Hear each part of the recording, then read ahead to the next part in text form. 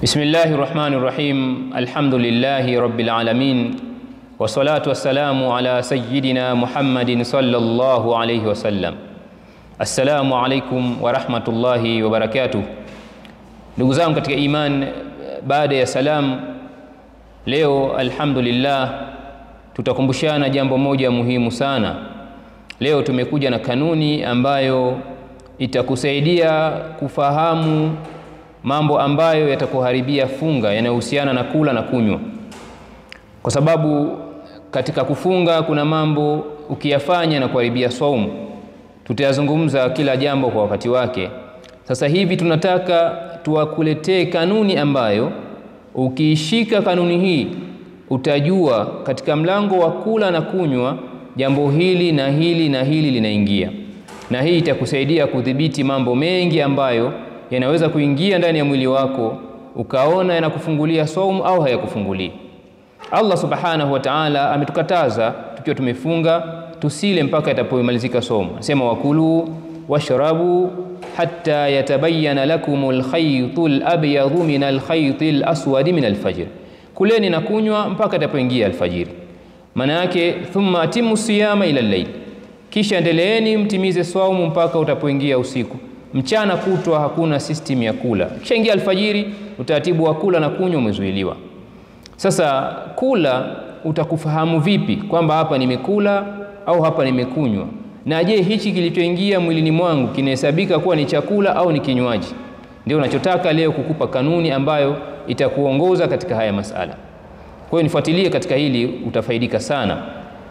Kula katika lugha ya Kiarabu ni kuingiza kitu kupitia mdomoni kikaenda ndani. Kupitia mdomoni ukiingiza kitu kikaenda ndani, sehemu yako hii ya wazi kuanzia kwenye koromeo mpaka tumboni, hii sehemu inaitwa jaufu. Kwa hivyo ukiingiza kitu hapa mdomoni kikaenda katika hii sehemu, umekula. Na kunywa ni kuingiza kitu ambacho ni kimiminika, sail. Kimiminika kikipita mdomoni kikaenda sehemu ya ndani, hii sehemu yako hii mpaka kwenye sehemu yako ya tumboni ndani hapa, kile kimiminika ukiingiza utakuwa umekunywa. Sasa kinaweza kuwa hichi kitu ulichokunywa ama ulichokula kimezoeleka kuwa ni kinywaji au ni chakula au hakijazoeleka. Kwa mfano mtu atakayechukua ugali akatia hapa mdomoni ukaingia, amekula. Na hata atakayechukua udongo pia, atakayechukua kioo au atachukua kitu hata jiwe, au kuna wakati natokea watoto labda wanameza zile pesa, pengine zile sarafu, hata ile pesa ikaingia hapa, umekula kwa sababu umeingiza kitu kupitia mdomoni.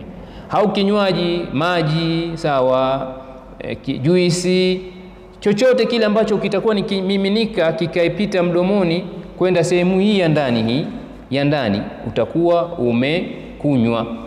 Hiyo ndiyo maana ya kula na maana ya kunywa katika lugha ya Kiarabu. Sasa kuna mambo mengine yanaweza yakaingia ndani ya mwili wako kupitia njia zingine, amba pengine pua au kupitia macho au masikio au mishipa, kutokana na mambo mbalimbali ambayo yanahitajika kuingia ndani ya mwili wako. Je, haya nayo yatakuwa ni kama kula na kunywa? Hili ndio kitu ambacho nataka nitaje hapa, kila mmoja afahamu.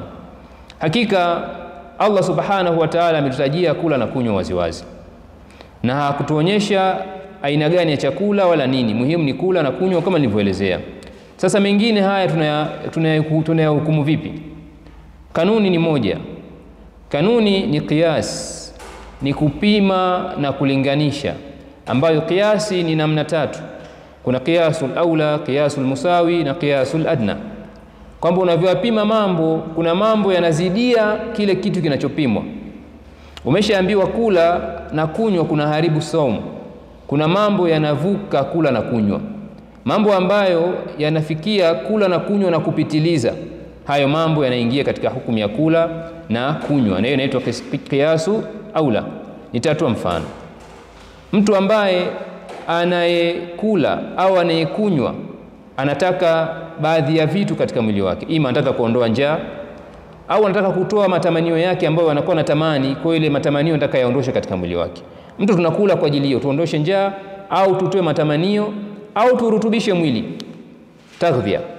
Sasa anakunywa ni hivyo hivyo, anakunywa aondoshe kiu, au unatamani kitu fulani hivyo unataka aondoshe matamanio. Ndio maana katika hadithi ya Mtume anasema saumu itasema mana ta'amahu wa shahwatahu. Umefahamu? Kwa hiyo kuna vitu utakuwa unatamani wewe unywe hata kama vikondeshei kiu au vitajenga mwili, vitakupa mwili afya. Sasa kuna mambo mengine yanaweza kuwa si chakula na wala sio kinywaji, lakini yakiingia mwilini kwako yanakuondoshia njaa au yanakuondoshia ile hamu ulikuwa unaitaka au yanakujengea mwili. Hayo mambo yatakuwa yamefikia lengo la kula, na wakati mwingine yanapitiliza lengo la kula kabisa. Kuna virutubisho unaweza ukapata wewe kupitia pengine sindano au kupitia madawa, vikawa vina nguvu zaidi kuliko hata kile chakula unachokula wewe. Yapo haya mambo. Kwa mfumo huo sasa tutaambiwa wewe umekula, hata kama ukupitishia mdomoni, hata kama ulipitishia kwa njia nyingine, muhimu yamefika mwilini, yamekupa yale manufaa ambayo yanayozidi hata manufaa ya chakula. Hii inaitwa qiyasu aula. Na kuna qiyasu musawi, kwamba kile ulichoweka mwilini kinafanana na kula tu na kunywa, hamna tofauti yoyote, kwamba wewe na yule aliyekula ni sawa sawa, hata kama hukupitisha mdomoni au hata kama hukunywa, lakini wewe na aliyekunywa sawa sawa. Ukiona kitu kinafanya kazi kuliko kazi ya chakula, kinafikia malengo ya chakula na kupita, au kinalingana sawa na chakula, hicho kitu kinapewa hukumu ya chakula. Kanuni hiyo. Na ukiona kitu kinafanya kazi au kinalingana sawa na au kinavuka malengo ya kunywa au kinalingana sawa na kunywa, hicho kitu kinapewa hukumu ya kunywa. Kwa mfano, mtu anayekwenda hospitali, akikwenda hospitali anaweza akachomwa sindano ya chakula, sindano ambayo itampa mwili nguvu, sindano ambayo itampa virutubisho mwilini. Mtu huyu atakuwa amekula, hata kama ile sindano haikuwekwa mdomoni, hata kama haikuwa ni wali, haikuwa, lakini kuna virutubisho, kuna material mle ndani yamewekwa, yamefanya kazi ya chakula. Mtu huyu atakuwa amefanyaje? Amekula. Kwa namna hiyo, si lazima ule chakula au unywe. Unaweza kufanya kitu ambacho kinapelekea kazi ya kula ama zaidi, itakuwa kimepewa hukumu ya kula, kama huo mfano wa sindano. Kwa mantiki hiyo ni nini? Kama kitu hakitafikia level ya kula ama hakitavuka lengo la kula, au kitu hakitafikia level ya kunywa ama hakitavuka lengo la kunywa, kitu hicho hakitafunguza saumu. Na hii inaitwa qiyasu adna, kwamba hakifikii kile kiwango kinachokusudiwa na kula au hakivuki, hakifikii kile kiwango kinachofikiwa na kunywa au hakivuki. Kwa mfano, mtu anayekwenda kupima damu hospitalini atachomwa sindano. Ile sindano atakayochomwa itatolewa damu katika mwili wake, ile damu itaenda kupima maradhi. Je, atakuwa amefungua? Hapana. Hata kama sindano imechomwa katika mwili, lakini haifanyi kazi ya kula wala haifanyi kazi ya nini, ya kunywa. Mtu ambaye anaumwa macho akaweka dawa ya macho katika macho yake, dawa ile matone yale ya macho, je, yale matone ya dawa ya macho yanafanya kazi sawa na chakula, au yale matone ya dawa ya macho yanafanya kazi sawa na kinywaji? Hapana. Mtu huyu hatakuwa amekula wala hatakuwa amekunywa, kwa sababu yale matone si chakula wala haifanyi kazi ya chakula. Masikio, pengine anaumwa sikio akaweka dawa sikioni, haitomfanya afungue. Puani pia, akiwa ana matatizo, labda anahitaji dawa iwekwe puani. Puani ikiwa ile dawa ni kidogo na si nyingi, inaishia tu juu mwanzo wa pua, pia haina tatizo. Isipokuwa puani, kwa kuwa ina uwezekano wa dawa ya pua ikaenda tumboni moja kwa moja na ikafanya kazi sawa na kazi ya kula, puani vile vile yani kunapelekea kufungua. Kwa hiyo kuna tofauti kidogo kwenye pua pekee, kwa sababu pua ni sehemu iliyopo wazi sana kuliko sehemu hizi zingine. Au mtu ameumwa akawekewa drip, sawa, drip ambayo ni ya dawa, sio ya chakula, haitokuwa amefungua. Mtu anayeumwa sukari, mfano kuna zile sindano za insulin, zile ni sindano zinakwenda kurekebisha kiwango cha sukari, haziendi kumongezea mtu chakula mwilini wala hazimpi kinywaji, atakuwa hajafungua. Mtu ambaye anasafisha ini au figo, mtu ambaye anapumua kwa shida, anakuwa anatumia mashine zile sprays kwa ajili ya pumu, spray zile haziwezi kufunguza, kwa sababu haziendi kumlisha mtu wala haziendi kumnywesha mtu, zinakwenda kutibu kama dawa nyingine.